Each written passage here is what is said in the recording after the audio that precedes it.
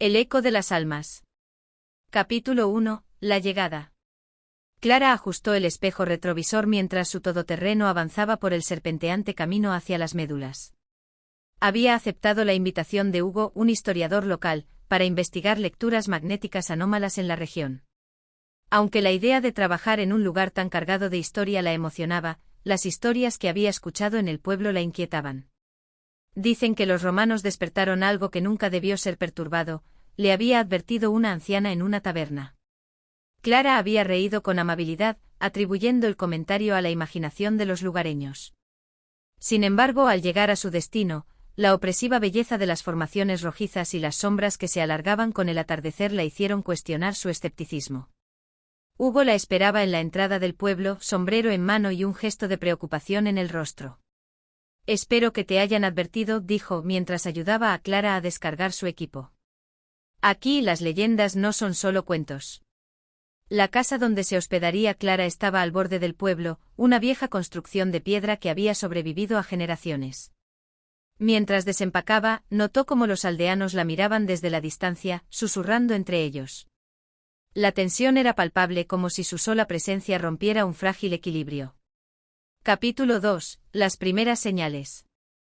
Clara instaló su equipo en un punto elevado, obteniendo lecturas que confirmaban sus sospechas. Una fuente de energía desconocida emanaba desde las profundidades de la tierra. Mientras trabajaba, Hugo compartió historias de los mineros romanos que habían desaparecido y de los ecos que se burlaban de los vivos, llamándolos por su nombre. Las voces, dijo Hugo mientras examinaba las lecturas en la pantalla, no son solo ecos comunes. Cambian, imitan, te seducen. Es como si la tierra misma intentara atraer a los incautos. Clara observó cómo Hugo hablaba, su mirada fija en la lejanía. A pesar de su escepticismo, no pudo evitar un escalofrío cuando el viento llevó un murmullo indistinto a sus oídos. ¿Y nunca se han explorado esas grietas?, preguntó, intentando romper la tensión. Algunos lo intentaron, respondió Hugo, pero nunca volvieron. Otros encontraron la salida, pero juraron que escucharon voces familiares llamándolos desde la oscuridad. Poco después, todos enloquecieron. Esa noche, mientras Clara revisaba sus notas, un eco distante pareció repetir sus últimas palabras. Pensó que era el viento, pero una inquietud creciente comenzó a instalarse en su mente. Capítulo 3. El descubrimiento.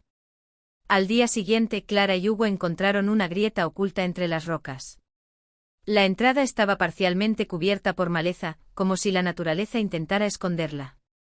«Aquí es donde terminan las leyendas», dijo Hugo con un susurro casi inaudible. El aire dentro era denso, cargado de una humedad que parecía aferrarse a la piel. Las linternas proyectaban sombras danzantes en las paredes, que estaban cubiertas de petroglifos. Las figuras humanas deformadas rodeaban una presencia central, representada como una masa oscura y amorfa con tentáculos extendidos. «Esto no tiene sentido», murmuró Clara mientras tomaba fotografías. «Estos grabados parecen prerromanos, pero no coinciden con nada que haya visto antes». «Quizá no sean humanos quienes los hicieron», respondió Hugo, su voz apenas un hilo. Adentrándose más en el túnel, Clara comenzó a sentir una extraña vibración bajo sus pies. No era un terremoto, sino algo vivo, acompañado por un murmullo que parecía crecer con cada paso. Finalmente llegaron a una cámara inmensa. En su centro una luz pulsante iluminaba la figura cambiante de Aquelon, una entidad formada por sombras y luces que parecían bailar en un caos hipnótico. Capítulo 4. La tentación. Aquelon habló. Su voz era un eco de muchas voces, pero entre ellas Clara escuchó a su madre fallecida. «Bienvenida, Clara, te he extrañado tanto». La entidad proyectó visiones de momentos felices de su infancia. Clara, hipnotizada, avanzó hacia ella. Hugo intentó detenerla, pero Aquelon le mostró a su abuelo, quien había muerto en esas mismas minas. Las emociones nublaron sus juicios. «Solo quiero devolverte lo que perdiste», dijo Aquelon. «No tienes que estar sola». Los petroglifos en las paredes parecieron cobrar vida, las figuras deformadas moviéndose en una danza macabra. Clara sintió una conexión inexplicable con la entidad, como si compartieran un vínculo más antiguo que el tiempo mismo. Capítulo 5. El sacrificio. Hugo, recobrando la claridad, encendió un explosivo improvisado que había llevado como precaución. «Clara, despierta». Esto no es real. Clara, entre lágrimas, logró apartarse del influjo de Aquelon. Juntos activaron el explosivo. La cámara tembló mientras las rocas caían, enterrando a Aquelon en un grito ensordecedor. En el último instante la entidad extendió un tentáculo de sombras hacia ellos, rozando a Clara antes de desaparecer bajo las piedras. Epílogo. Clara despertó entre los escombros, herida pero viva. Buscó a Hugo pero solo encontró su sombrero. La energía que había registrado había desaparecido, pero algo le decía que Aquelon no estaba del todo derrotado. Regresó al pueblo, donde los aldeanos la miraban en silencio.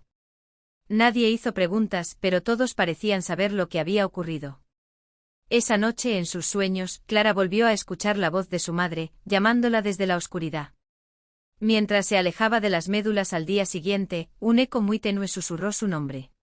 Aunque logró sobrevivir, sabía que los ecos de Aquelon la seguirían para siempre.